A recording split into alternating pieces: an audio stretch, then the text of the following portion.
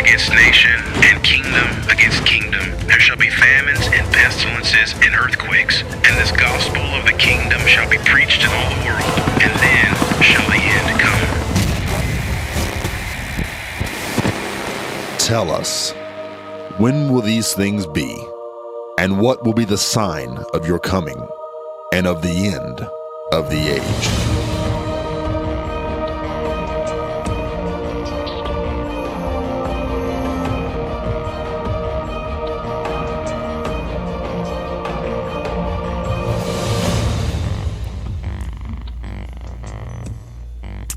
Well, welcome everybody to Tuesday's edition of End of the Age. I'm Dave Robbins with End Time Ministries, and I do thank you for joining me today. And I've got a lot of information to cover today, so I'm going to dive straight off into it. Many of you that have been following us for years understand that the Bible teaches that there will be a world government established in the end time just prior to the second coming of Jesus Christ, and that the Antichrist will eventually usurp authority over that world governing body, and with that he will implement the mark of the beast during the final 3.5 years and perpetrate the Great Tribulation.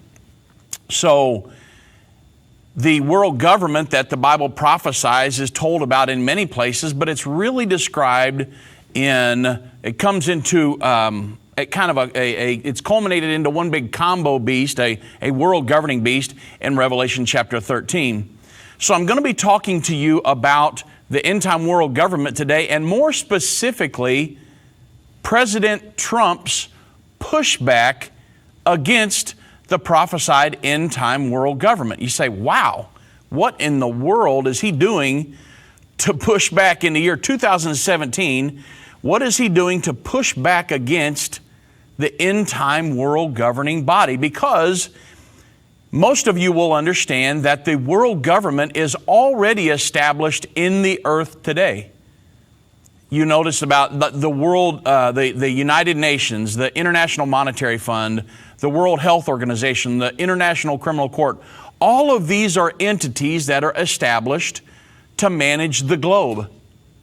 Not a nation, not nation states, but the globe as a whole. And so President Trump, in many ways, is pushing back against this world governing body.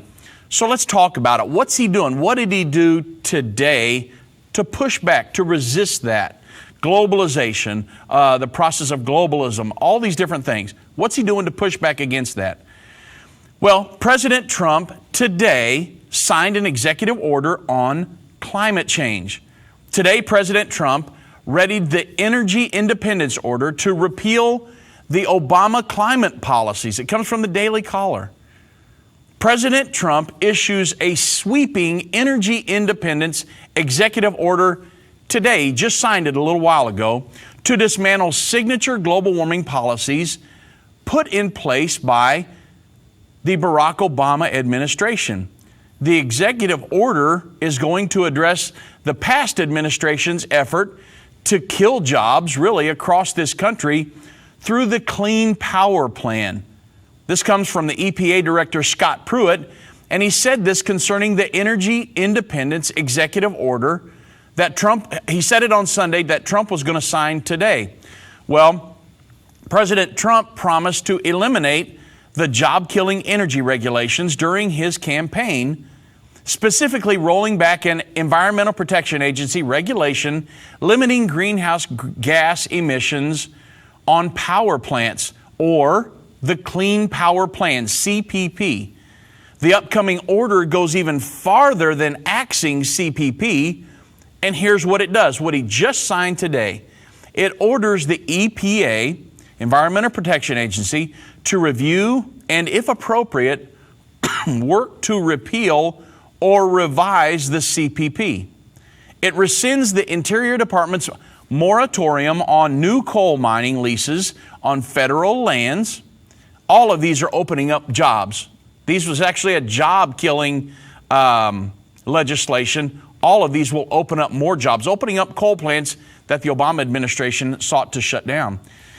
It also repeals an Obama-era guidance on how federal agencies should take global warming into account when doing National Environmental Policy Act and permitting reviews to open up things like oil pipelines and things like that.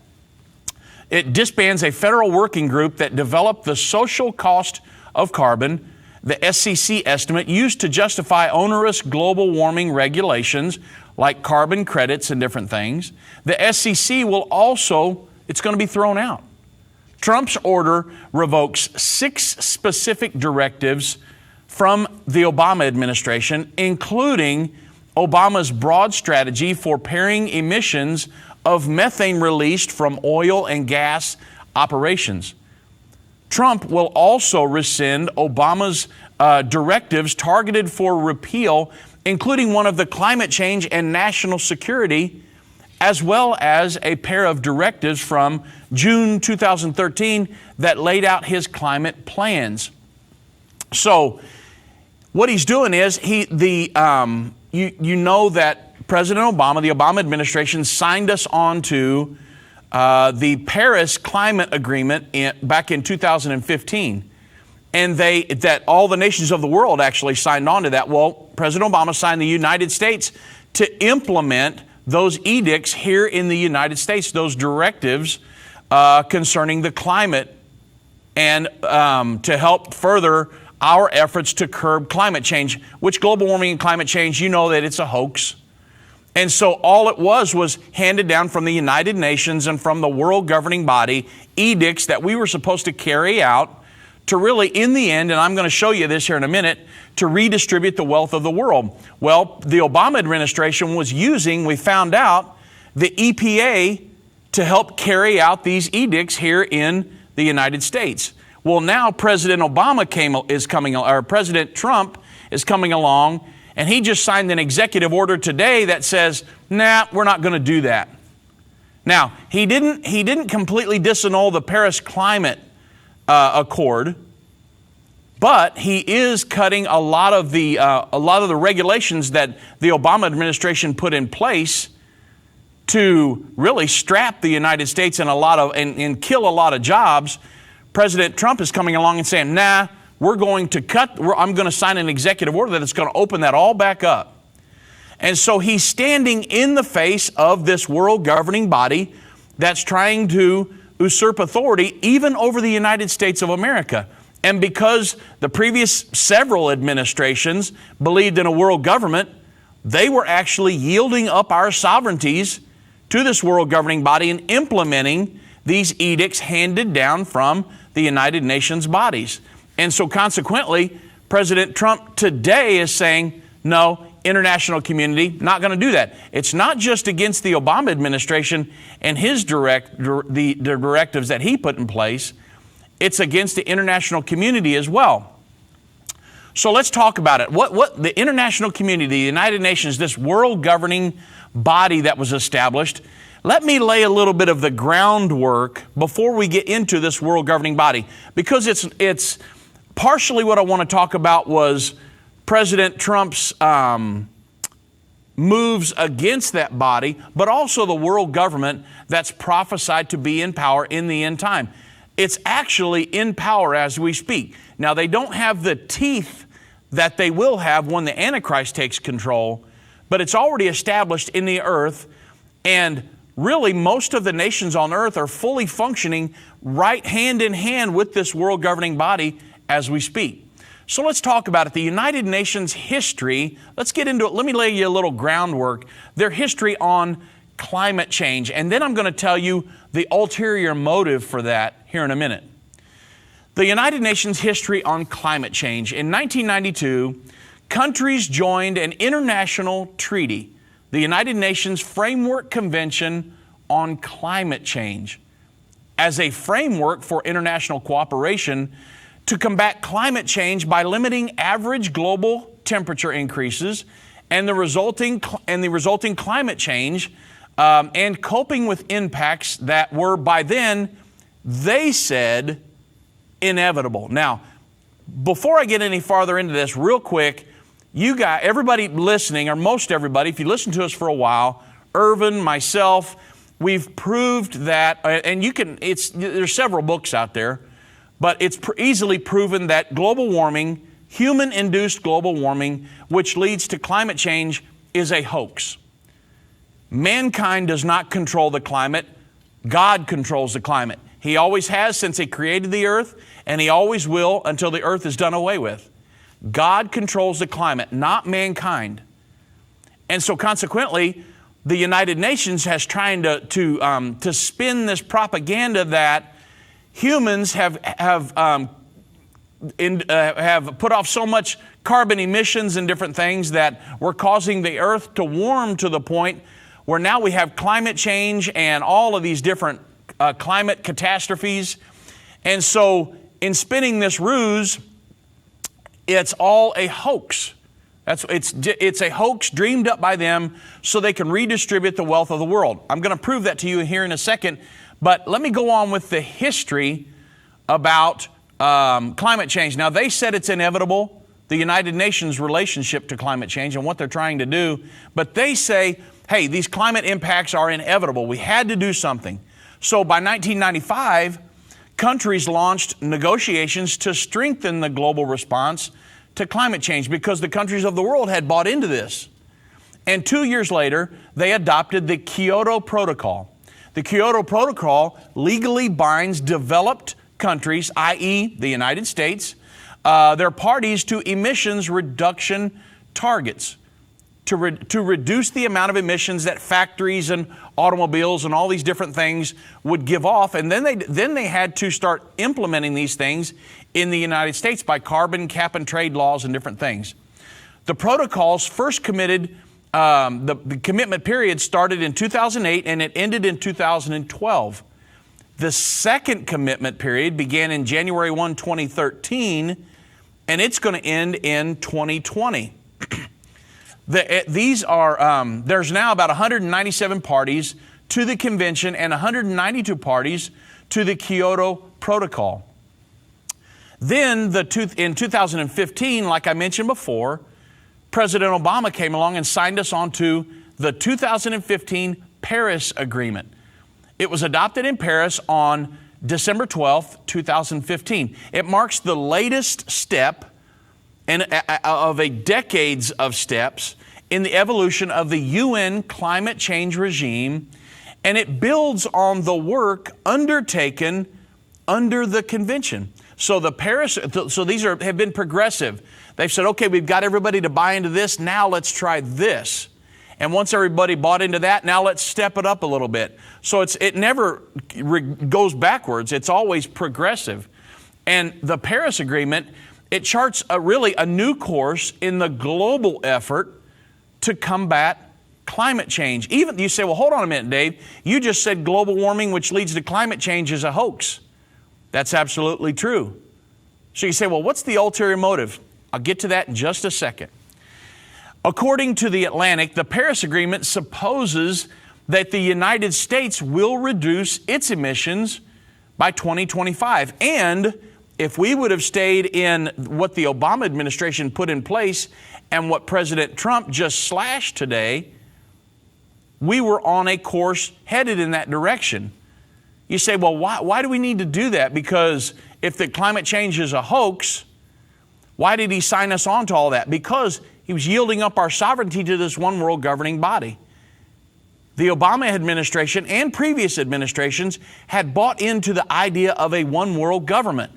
You say, well, the Bush administrations? Yeah, the Bush administrations. The Clinton administration? Yeah, the Clinton administrations. Even Daddy Bush, George H.W. Bush, bought into it. He started talking about New World Order, the world government. It was Saddam Hussein against the world, not Saddam Hussein against the United States, Saddam Hussein against the New World Order.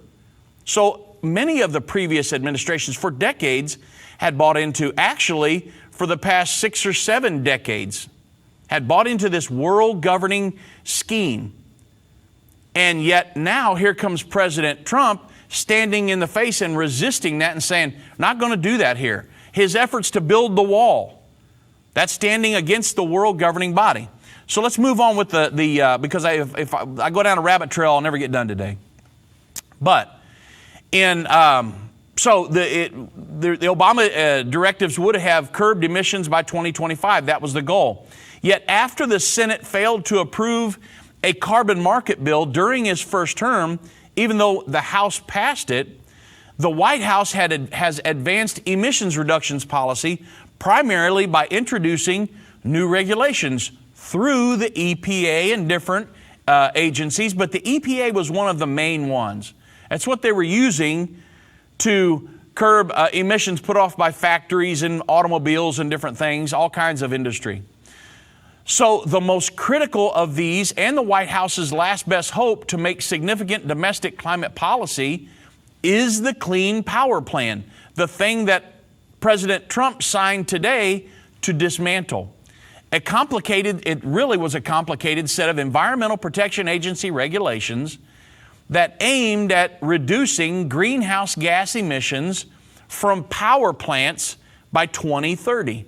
If fully implemented, the new rules would cut emissions from the electricity sector by about 30%. Now, this is the claim, compared to 2005 levels. This was according to the government's estimates. It would also help the United States keep the emissions reductions promises that it had made in Paris. So you see what I was saying is that President Obama was using the EPA to implement the regulations that he signed us onto at the Paris Agreement back in 2015. The Paris Agreement was regulations set forth by the United Nations. So here we are yielding up our sovereignty to the United Nations, and they were regulating our emissions here in the United States. So you see how the world governing body its tentacles were reaching out to all the nations of the world through these agreements, and because the previous administration had bought into the world governing body, he was internationalist or believed in a world government, they signed us onto that, and we started implementing these things through the EPA.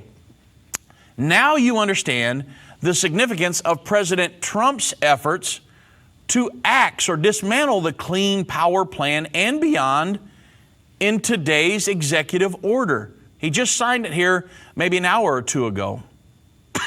So, President Trump is standing against the world government's efforts to redistribute the wealth of the United States through climate change. You say, redistribute the wealth of the world? What in the world? How did you go from global warming, climate change that the United Nations plan, the world governing body, was trying to redistribute the wealth of the world? Well, let's talk about it. Why global warming? Why climate change? Why did they come up with this ruse? Why are they using that? Well, let's talk about the United Nations first of all, and then we'll get into that. After World War II, the United Nations, or the UN, was founded as an international organization to maintain peace and security by developing friendly relationships between nations and promoting social progress. The idea behind this institution sounded great until it was discovered that the charter establishing the UN was drafted by a convicted communist spy, Alger Hiss. So let me let that sink in for just a second, because I want you to really get it down deep inside what the United Nations is all about. It's not this great humanitarian organization that, goes in and feeds the sick after a tsunami and this, that, and the other. They do some of that. However, that's not what they're designed to do. Their charter was written by a convicted communist spy, and it was written to be a socialistic one world governing body. So, with a socialistic agenda driving the mechanics of this organization, the United Nations, because not one word of their charter has ever changed, it's still a socialistic world governing body. With the mechanics of this socialistic agenda driving the mechanics of the organization, it's easy to see how the global elites have been working for years now from within the UN to quietly build a world governing body. A socialistic world government is the goal, and promoting the belief in global warming, which now they call it climate change, is the number one vehicle to reach that goal. How is that? Well, one of the core belief systems of socialism is that most conflict in society stems from an ever-broadening gap between the wealthy and the poor. The contention is that the wealthy are the ruling class and will inevitably use their economic power to enforce their will upon the less fortunate. Now, this is the thought process behind socialism. The ultimate socialist solution to this problem is to abolish private property ownership, for the state to own all principal means of production, with the central government redistributing wealth evenly among the masses. The result would be a classless, communistic society where a global government would ensure equality for all citizens, equal the playing field. You got somebody who's a billionaire and somebody who doesn't have very much. That person, they've got to be an evil capitalist. So let's tax them really hard and give to them that don't have very much. Even though the person who's a billionaire or a self-made billionaire, self-made millionaire, they put themselves through college. Many of them paid for it themselves. Most of the millionaires today are self-made millionaires, a big percentage of them. Self-made. They didn't get it from the mom and dad. They're self-made millionaires. Consequently, why should they be taxed so hard to give to people who weren't willing to take some of those chances? Well, that's socialism. Let's take from the haves, give to the have-nots, and let's equal out the playing field.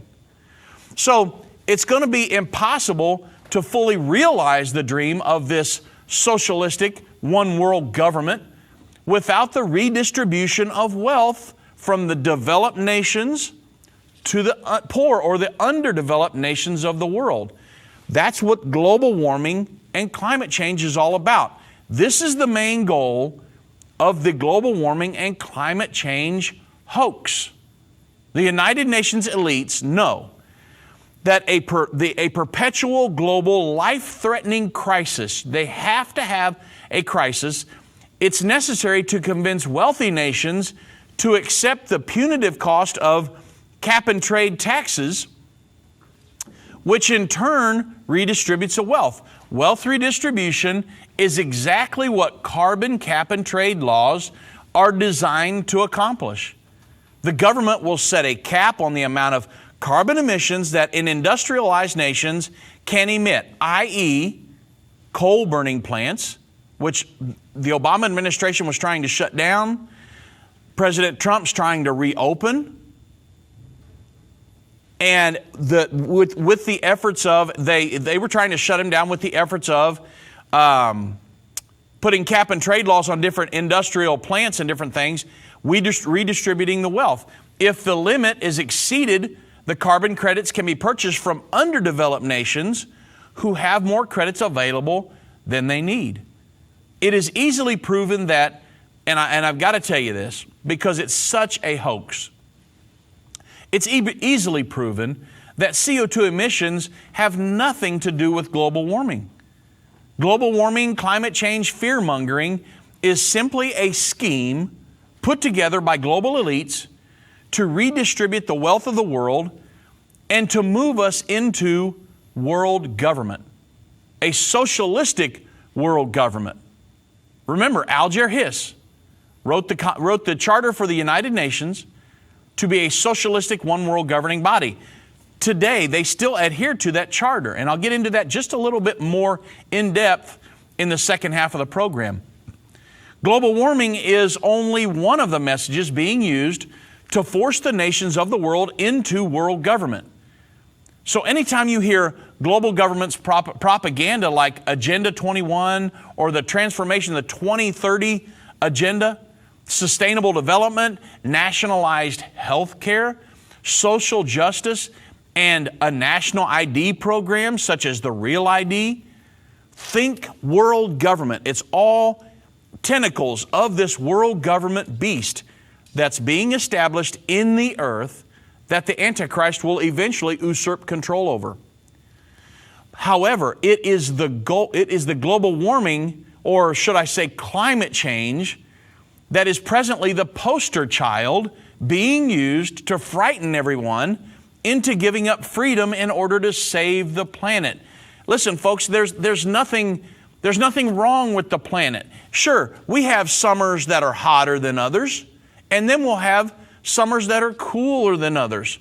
God has been regulating the climate ever since He created the earth 6,000 years ago. Every day the climate changes. Today, here in Dallas, Texas, we've got a chance of rain tonight. It's sunny out right now. Tomorrow it's supposed to rain. The climate's going to change. God regulates that. Mankind doesn't. A lot of times we get a little bit too big for our britches. We don't control the climate. We can't control the climate. God controls the climate. God's in control at the end of the day.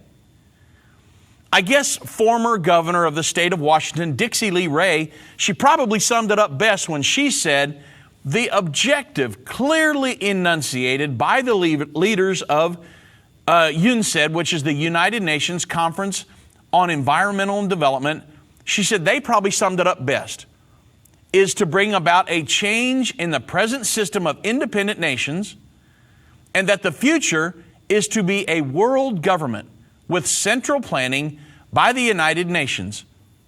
She actually stated fear of the environmental crises or this global warming climate change hoax, whether real or not, is expected to lead to compliance. So, folks, this is the world government. That's the goal.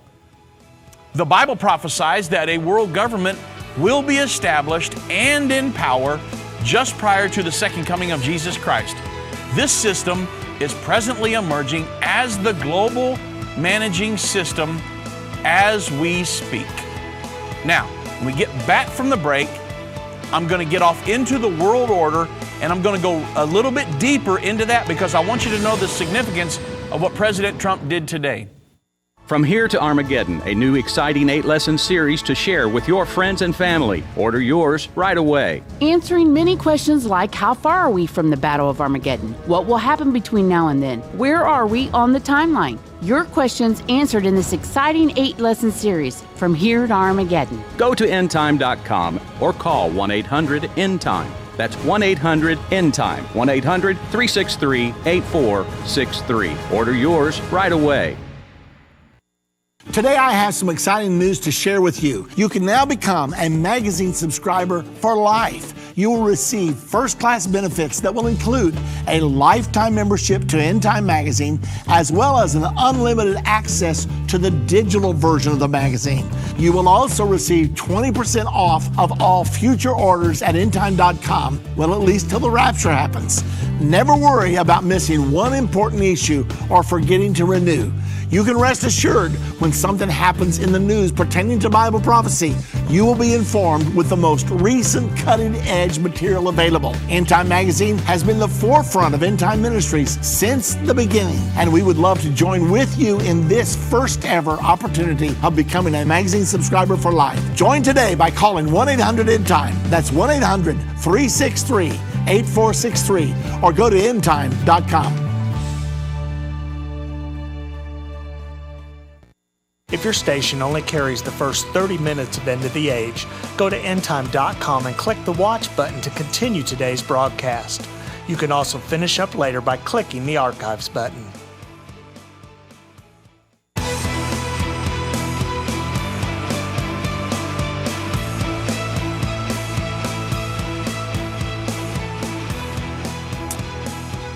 Okay, so we're talking about President Trump's pushback against this world governing body that's being established. Today, he signed an executive order that regulates, that opens up the EPA and a lot of regulations that they are implementing here in the United States. He's slashing a lot of those.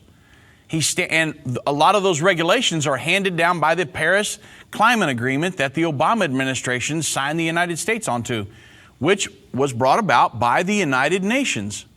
And so consequently, President Trump is standing in the face of the world government. You say, world government. Well, what are you talking? Give me a little more clarity, Dave. What are you talking about? Well, the world order, The international community. Go to your news, go to the web, go to Google News and look up world order, international community, any of these things, the liberal international order. These are all synonyms for the world government prophesied to rule the earth in the near future. It's already in the earth and established. Many of you will recognize it by the organizations that are used to facilitate its mandates.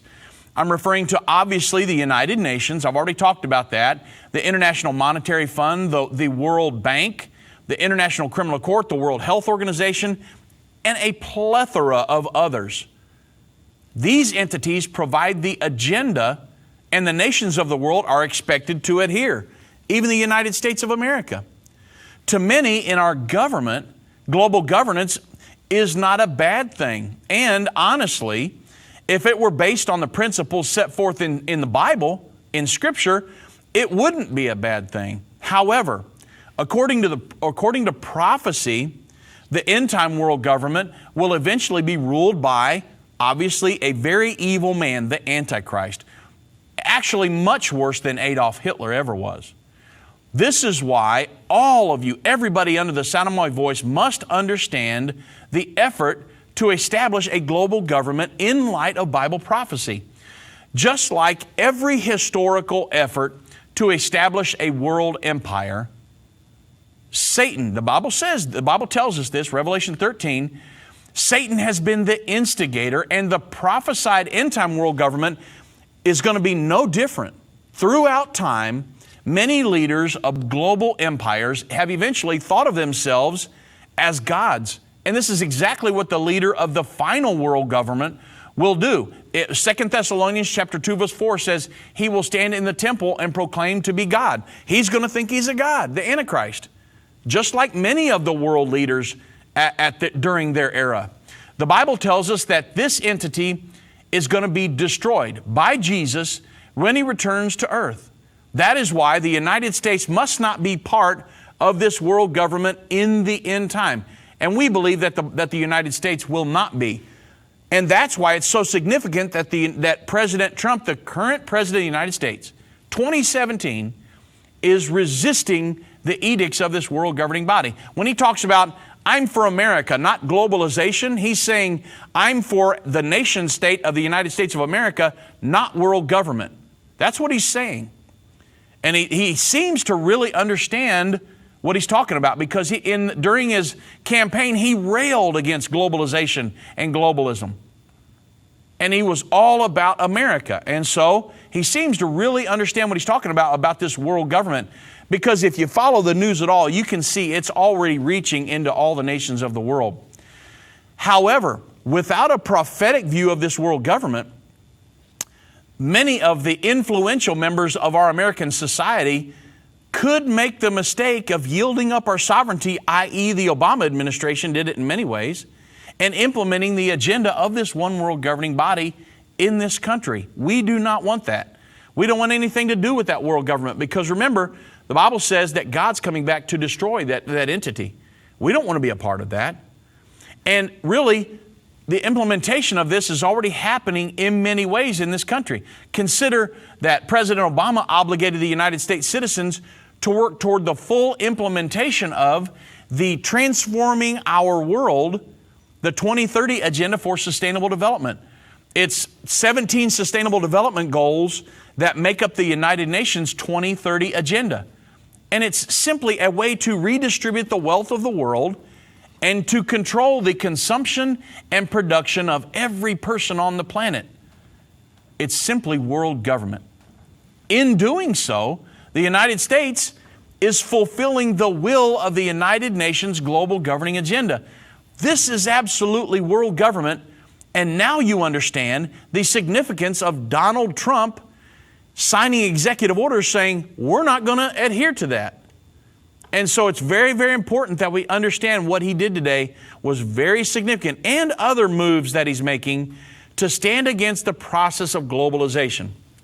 Now, I know that earlier on, I already mentioned it, but I want to go a little deeper into the United Nations. Let's discuss the United Nations for just a second because it's so important that you understand the United States doesn't want to be a part of this. When you hear Nikki Haley stand or give a speech at AIPAC, she gave an interview with the guy, and she said, hey, concerning the United Nations, there's a new sheriff in town. We're not going to let him pick on Israel. We're going to stand in the face of that. I almost jumped up and run around my desk in my office when I heard that, because it's a breath of fresh air compared to the previous several administrations that really, especially the previous administration, that really let Israel down. And so now, President Trump chose Nikki Haley to be the United States ambassador to the United Nations. And now here she is coming in and saying, no, not anymore. We're not going to let Israel be treated as a stepchild. It's not going to happen. She's our greatest ally in the world, our greatest friend, and she's going to be treated like everybody else. It's really a breath of fresh air. So let's talk about the United Nations, because the United Nations has a horrible bias against Israel, and it's a world government. So think about that. But the Bible says at the Battle of Armageddon, the world government's going to come down against Israel to battle. So you can see all this stuff setting itself up right now. I want to talk to you about the United Nations because it's not a good thing. Throughout time, there have been many efforts to establish a world government in the earth. The Tower of Babel was really the first attempt at a humanistic world government. In modern times, we would refer to efforts of a world government as world empires. Some of the more recognizable ones would be the Assyrians, the Babylonians, the Medes and the Persians, the Greeks, the Romans, and then along with others really who had aspirations, but they weren't successful in their endeavors during their era. But I want to focus on the current effort to institute a system of global governance. Very, very important.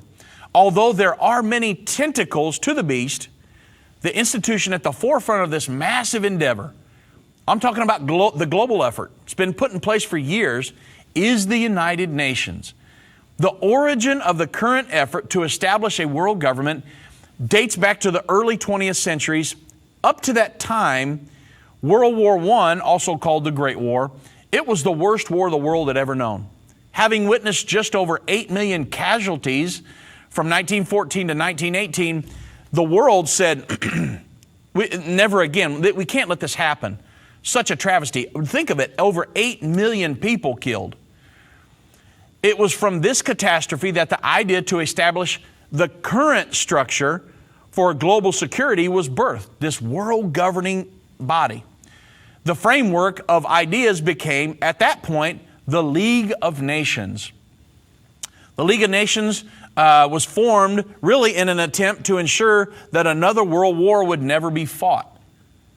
Well, U.S. President Woodrow Wilson at the time championed the idea, but the U.S. Congress hesitated at the idea of being a part of a world government. They didn't want to surrender U.S. sovereignty, because to have a true world governing body, the United States they realized that the United States would have to surrender their sovereignty. So they voted against it. Because Wilson could not carry his own government into the League of Nations, it quickly dismantled and fell apart. 20 years later, however, World War II ended with 52 million casualties. I can't even imagine that. 52 million people killed? At that point, the cry for world security became louder than ever. Franklin D. Roosevelt was a believer in a global government, or in a world governing body to protect the earth, and he was actually responsible for the term New World Order, it's a Latin term, Novus Ordo Seclorum, being printed on the back of the U.S. dollar bill. Way back in 1935. You say, well, what in the world's it doing on our dollar bill? President FDR was a believer in a world governing body.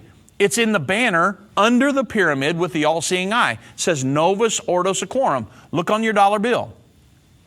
At the end of World War II, Stalin, Churchill, and Roosevelt came together at Yalta in an effort to end all war. It was during these meetings that the concept of the global government structure called the United Nations was actually formulated. But here's the key. One key American man, I mentioned him before, he was responsible for the formation of the United Nations. It was Alger Hiss. He organized the American delegation, and he served as the acting Secretary General at the first UN meeting. Hiss also served on the steering committee and the executive committee, and was charged with the responsibility of actually writing the UN Charter. After playing such a dominant role in developing the Charter for the UN in 1945 and in the founding conference, 3 years later, he was convicted in the United States courts of lying to cover his activities as a communist spy. According to WorldNet Daily, it all began unraveling in 1948 when Alger Hiss was accused of being a Soviet spy or a communist spy. Because the statute of limitations on espionage had run out, he was convicted only of perjury. Well, decades later, after the Hiss trial had been long forgotten by most, archival evidence surfaced confirming the accusations, and that was this, that a public servant, Alger Hiss, with access to classified documents, had indeed passed crucial information to the Soviets for more than a decade during that time. This was the guy who wrote the UN Charter that they still adhere to. Previous to this, Alger Hiss had accompanied Roosevelt to the Yalta Conference, where the carving up of Europe after World War II by the United States and Russia took place. At this time, Roosevelt was a dying man, and consequently, Alger Hiss carried the bulk of the negotiations for America. Well, as you can imagine, what Russia did not win on the battlefield, she won at the peace table, because her own agent, Alger Hiss, was assisting Roosevelt with the negotiations. And so that explains why Russia received so many concessions at the end of World War II. You wonder why Russia got so many of those Eastern countries right along its border, Eastern European countries? Because they had their man on both sides of the table. You can get a pretty good deal when that happens. Well, Alger Hiss actually designed the United Nations, as you can imagine, to be a global union of socialist republics, a socialist world governing body. Of course, the emblem of the Soviet Union was a globe with two sheaves of wheat around it, with a hammer and a sickle. The emblem of the United Nations is also a globe with two branches of olive branches around it. So as you can see, the United Nations, not a good thing. It's a socialistic, one world governing body. Let me tell you today about our exciting Armageddon collection. What does the term Armageddon mean? Why is it so important in Bible prophecy in the last days? And what will happen between now and then? In our Armageddon collection, we cover subjects such as events of the final 7 years, the revealing of the Antichrist, the mark of the beast, and the world's greatest revival just ahead. In this special collection, you will receive the DVD, Seeds of Armageddon, November 29, 2012, our 8-lesson series, From Here to Armageddon, along with a printout of our 7-year timeline, and our informative DVD, First Step to Armageddon, December 23rd, 2016. All of this for your gift of $140 or more, plus the cost of shipping and handling. To order your Armageddon collection, go to endtime.com or call 1-800-ENDTIME. That's 1-800-363-8463.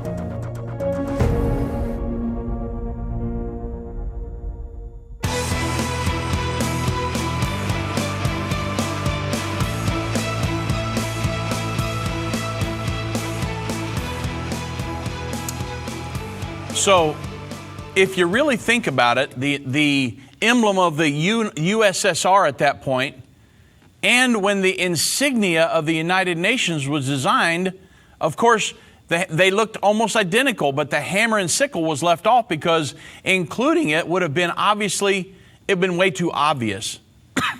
So the fact is, Alger Hiss designed the structure of the United Nations to ultimately become a socialistic world government.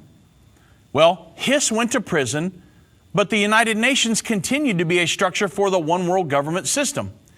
To this day, not one word of the original United Nations Charter has ever changed.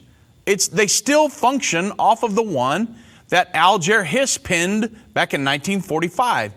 It is today and always will be a socialistic world governing institution. You say, well, man, I kind of realized, I was noticing what was going on back in this present election. You had a Democratic socialist, Bernie Sanders. You had Hillary Clinton, who said she was a progressive, which is a socialist.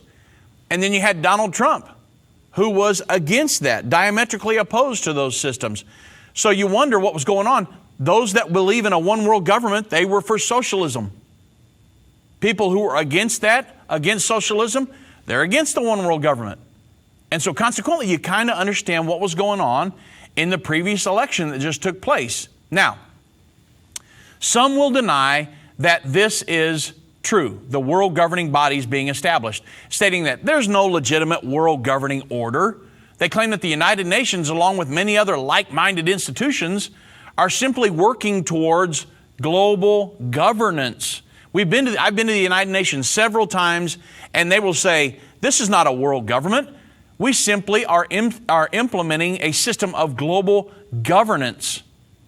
Well, we've asked them, what's the difference in global governance and global government? The question was, what's the difference? The answer is, there is no difference. So the liberal international order that the United States and the European Union have endeavored to establish over the last 70 plus years since 1945 is a system of world government. It started with the United Nations, but it didn't stop there. Over the years, globalists have methodically added more and more global governing institutions, i.e. the IMF, the WHO, ICC, etc., to establish the world order that they desire. The goal? It's an interconnected world where there are no nation states. There is only one global community that answers to one global government. So, you say, well, where's this found in prophecy? Well, Revelation 13, 1 through 8 describes the end-time world government and the leader of that entity, the Antichrist, as the beast. Another characteristic of the same beast, found in Revelation 17, 3, is that it is a scarlet or red-colored beast. From the prophecy of the first four seals, Revelation 6, 1 through 8, along with further clues given in Zechariah 6, 1 through 8, we know that the red spirit controlling the ideologies of a segment of mankind today is communism or socialism, i.e. Red Russia or Red China. From these two prophecies, we know that the end-time world government will be a socialistic entity. That's why it's so important that you understand what happened with Alger Hiss, and that the current world governing body is a socialistic entity, just like the Bible said it would be 2,000 years ago. However, the most odious aspect of this entire prophecy is found in Revelation 13, 2, which states that, and the dragon gave this entity its power, its seat, and its great authority. The identity of the dragon is found in Revelation 12, 9, and it states, and that great dragon was cast out, that old serpent called the devil and Satan.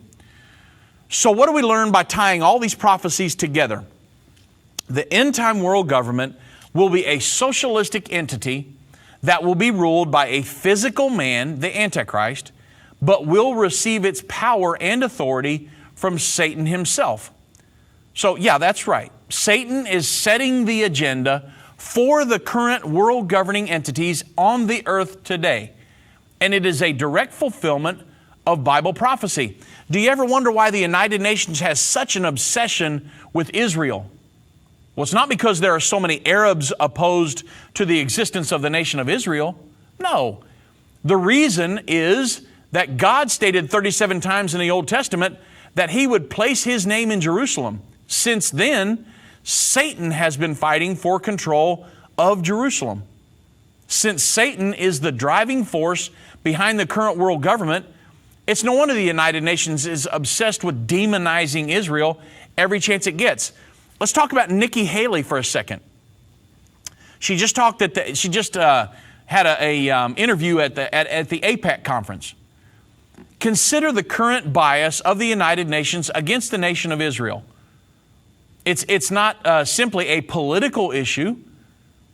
It is really a true battle of good versus evil. On February 16th, the United States Ambassador to the United Nations, Nikki Haley, spoke at a press conference after attending a UN Security Council meeting on the Middle East at the UN headquarters in New York. And she stated this: "It is the UN's anti-Israel bias that is long overdue for change.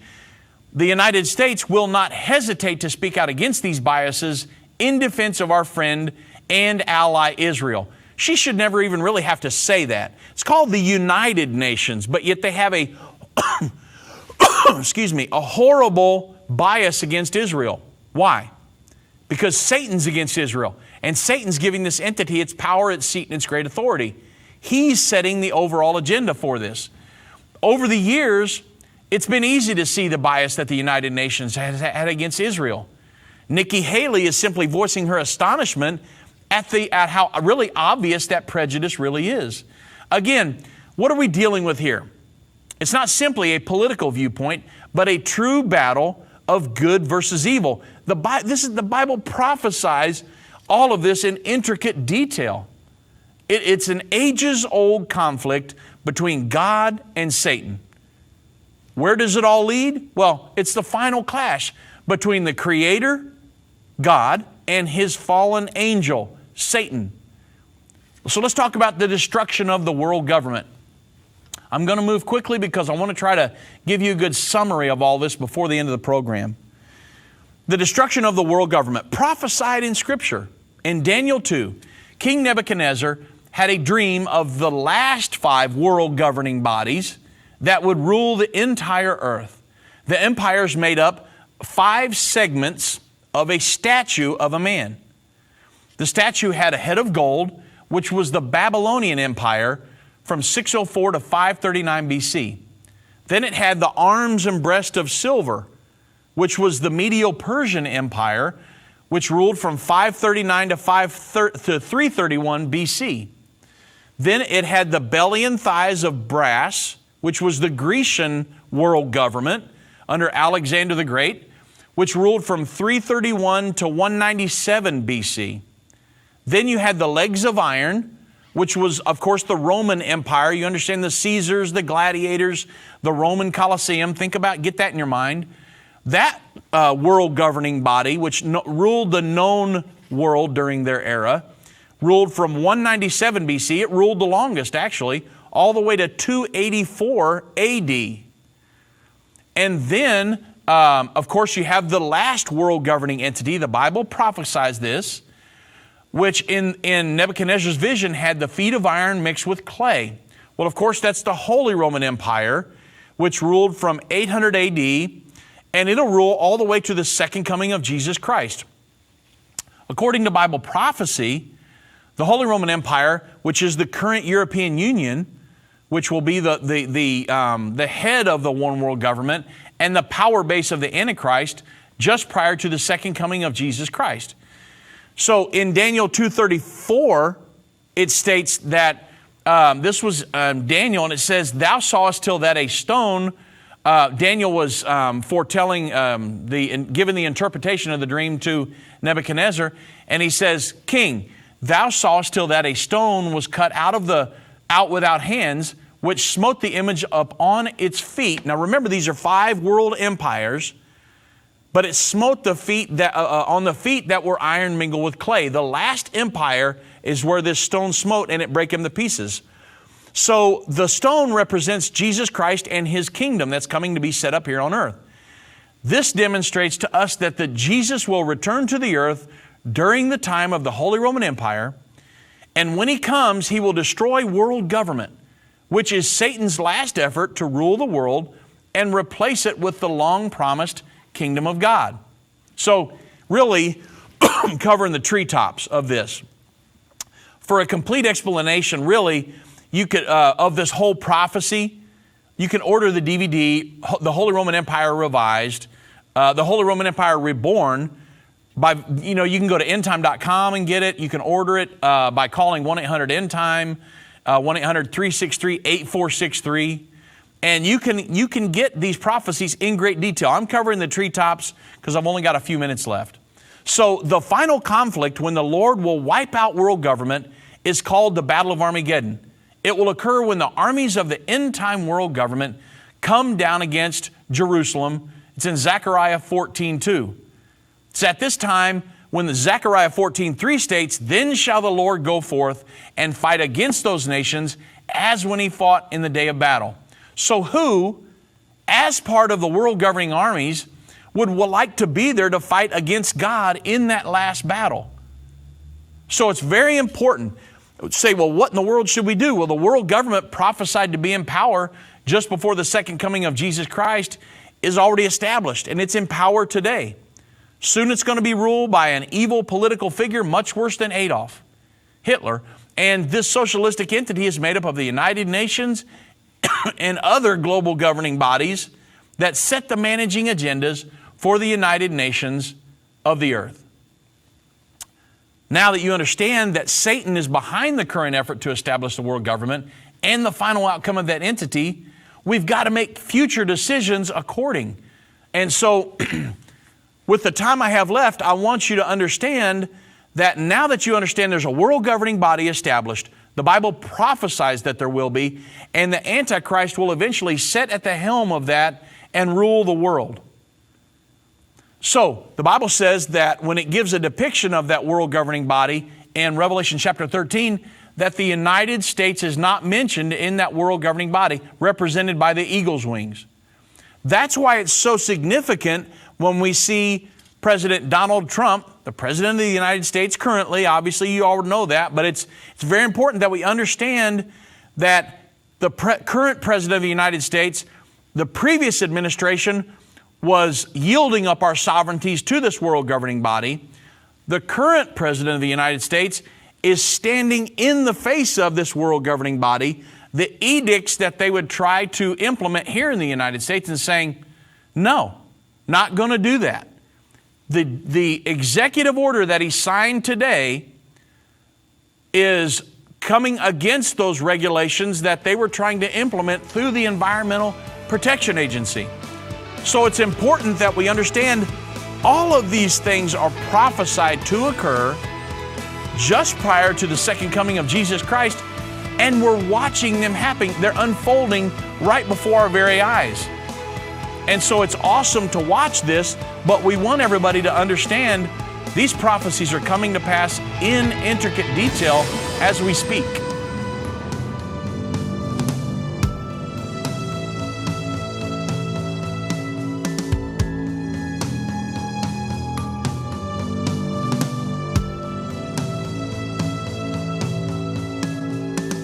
End of the Age is a production of End Time Ministries. This broadcast will be available on our website, endtime.com, in the archives section. On our website, you'll also find more information about how current events are fulfilling Bible prophecy. To reach our operators, call 1-800-END-TIME. That's 1-800-363-8463. End Time Ministries is partner supported. We would like to say thank you to our partners who made this broadcast possible. To do what Matthew 24:14 said, to reach the world with the gospel of the kingdom.